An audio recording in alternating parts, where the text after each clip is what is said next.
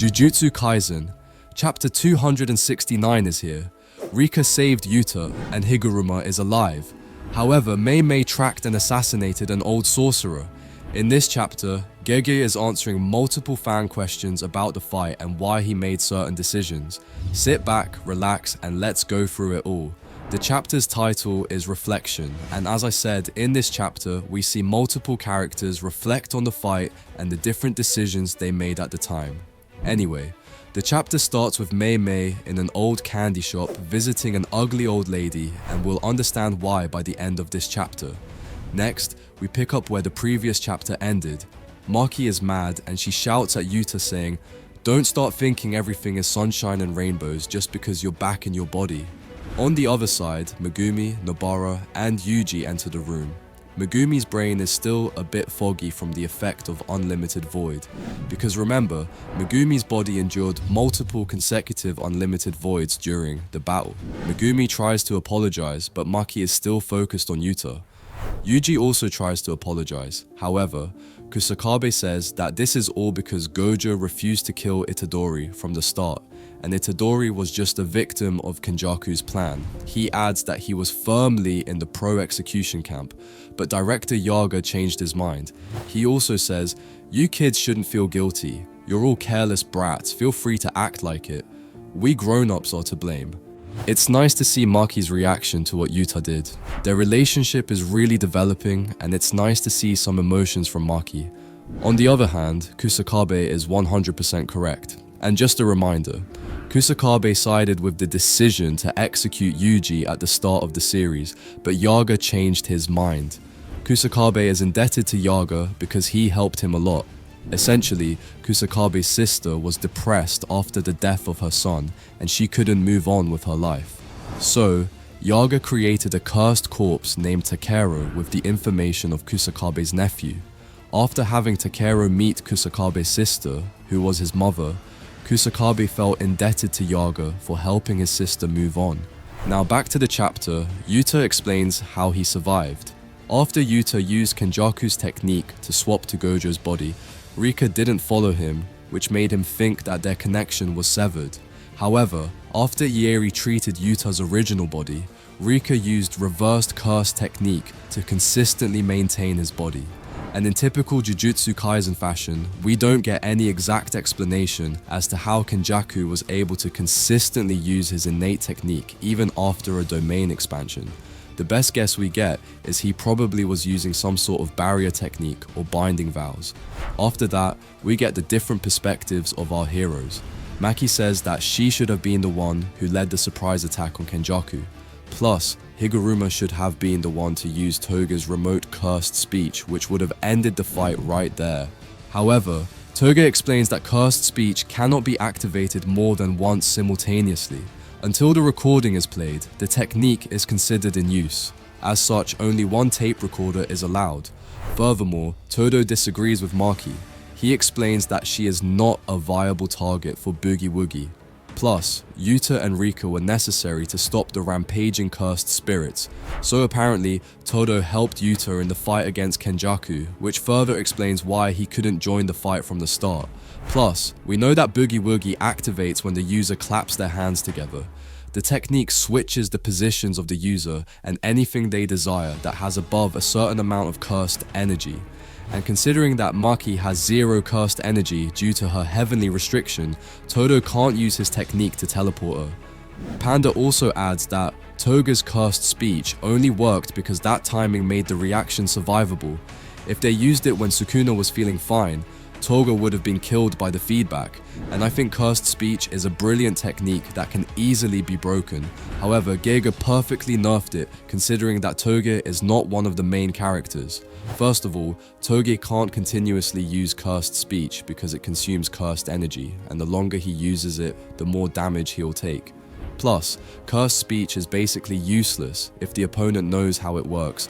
They can just use cursed energy to protect their ears and brain. That is why the timing is very important, and I think Yuta used the tape recorder at the perfect moment. Now, back to the chapter. Higuruma enters the room and says, "Sukuna was just playing around. He was capable of killing me whenever he wanted, and if someone like Okotsu were there, he would have done so." Cursed speech is easy to counter. I'm the one who decided it's best to use it inside Okotsu's domain with no one else to interfere. With no violence allowed inside my domain, that would have been impossible. And Kusakabe notes that it's pretty impressive for a guy who has been a sorcerer for 2 months to survive such a fight. And in my opinion, Higuruma being alive does more damage than good to the story, and I'll explain why later. After that, Maki talks about Miguel and LaRue. She says, if the backup from abroad had been there from the start, things might have been different, and we get a hilarious interaction between them. However, I disagree. Miguel and LaRue were completely useless and overrated, especially Miguel. They even said about him that he fought Gojo on equal footing, which is a complete joke. I'm sorry, but I really disliked the entire part where Miguel and LaRue appeared in the final part. I mean, Miguel literally appeared, danced a little bit, and ran away in the next chapter. That was just ridiculous. Next, we talk about the cursed tools Yuji was using. Apparently they are Yuta's, however, Maki says that Yuji could have just bought some gloves. And we learned that the surveillance room was inside Rika, and this is what allowed them to continuously jump Sukuna and separate him from Uraum. Todo also takes responsibility for not saving Yuji and Choso from Sukuna's furnace, despite him preparing for it beforehand with Mei Mei. And this statement just annoys me even more. This statement confirms that they knew about Sukuna's open domain and prepared countermeasures for it. So how come Gojo didn't know about Sukuna's domain, and he prepared absolutely nothing for it? Remember, Gojo not knowing about Malevolent Shrine is what put him on the back foot from the start, and after 4 domain clashes, Gojo was able to figure out a counter to the open domain. So, it's not like Gojo wasn't able to counter it. So, you're trying to convince me that everyone knew and prepared for Sukuna's domain except for Gojo. Anyway, we learned that Yuji and Choso were in the center of Sukuna's domain, which made it difficult for Todo to distinguish their cursed energy. Ino was saved by Ui, and Yuji says it's no one's fault. Miwa also reflects on the fight and thinks she could have helped. But isn't she supposed to not be able to fight? I mean, in Shibuya, she made a binding vow to put her entire power into one attack on Kenjaku, but Kenjaku was able to stop it with only 2 fingers. Momo says that she didn't have the chance to do anything, but I don't think she could have changed the outcome anyway. Hikari says, I wanted to help against Sukuna after taking care of Uraum, but they were crazy strong. And Nobara notes that she was asleep until the very end. After that, Ui proudly says that he was the MVP of the fight, and he honestly did a lot and saved the lives of multiple people. However, Kirara says that he left her behind mid-fight, and he says, well, you're heavy. And Kirara talks about Mei Mei and mentions the fact that she basically did nothing during the fight. But Mei Mei responds by saying, I won't deny a thing. My life is priceless. After all, there's no use betting with the priceless. And honestly, I agree with Mei Mei on this point. You need to be crazy to willingly agree to fight against Sukuna. He is literally the king of curses. However, here we get to the interesting part of the chapter, and honestly, I didn't think this was as big of a deal. But we get to know how Mei Mei dealt with the new shadow style binding vows. For context, the original creator of the new shadow style, Ashiya Sadatsuna, created a binding vow with the intention of simple domain being inaccessible to curse users. This means it would have been impossible for Yuji and the others to learn the simple domain technique. However, in chapter 258, Mei Mei says that she took care of this problem, and we're about to know exactly what she did. Mei Mei explains that as the generations rolled on, the new shadow style was no longer of public interest, and the simple domain technique became a trade secret. They essentially monopolized the technique, invite disciples, and then have them undergo unnecessary binding vows. Remember that the new shadow style is the only viable option for sorcerers without cursed techniques like Kusakabe and Miwa. And we learned that Todo learned it from Tsukumo, who learned it like Mechamaru did, which basically was by watching and imitating the users of the simple domain. However, it doesn't stop here. There is a very ugly side to the new shadow style school. The disciples of the school can't refuse the orders of the head. On top of that, the head of the school can absorb the user's lifespan. No one knows who the head of the school is. This is why there is no way to tell if the lifespan contract exists or how it functions.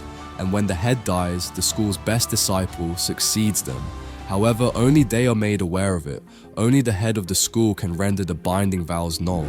And here we understand what Mei Mei had to do. Apparently Tengen told Mei Mei about the real identity of the head of the school. She is an old lady running the candy shop that we saw at the start of the chapter. And we understand that the true plan of the new Shadow Style school was to gather disciples until their power would rival that of the big three families. They would then take over the Jujutsu world, including ousting the higher-ups. Furthermore, Uyui is one of the new Shadow School disciples, which means that this old lady is consuming the lifespan of Mei Mei's little brother, and for that alone, Mei Mei kills the head of the school. Kusakabe is the current head of the new Shadow Style school, and he removed all the binding vows and lifespan stuff, so this isn't an issue anymore. I didn't think this simple domain stuff was this complicated, but it seems everything is sorted now. The chapter ends here, but I think this chapter wasn't even necessary. I mean, it's nice to see the main cast reflect on the fight and the different decisions made previously, but in my opinion, this hurts the story even more, and I'll explain why. First of all, Higuruma's character development was one of my favorites, and his death was perfect. We saw him take a fatal hit at a close range from Sukuna, and him being alive adds nothing to the story. On the contrary, it only takes away from the stakes of the fight. We can't even assume that Higuruma used reversed cursed technique because his head was slashed, and we know that reversed cursed technique is generated from the head. Plus, this makes Gojo's death even more stupid. At first, I didn't mind Gojo's death. I mean, how can we see Yuji, the main character of the story, grow and fight while his teacher is literally the strongest character, and he can take anyone out with his broken techniques? So at first, it made sense that Gojo died so the story could develop properly. However, this is just ridiculous now. Think about Higuruma, who is a new sorcerer, survived a direct slash from Sukuna. Yuta got split in half the exact same way Gojo did, but he is also alive. Todo and the others spent a lot of time preparing for Sukuna's open domain. But Gojo, who is the strongest, didn't know anything about Sukuna's domain and was killed by an attack that two other inferior characters survived. In my opinion, Gojo should have been unsealed after the fight against Sukuna. This would have solved a lot of inconsistencies.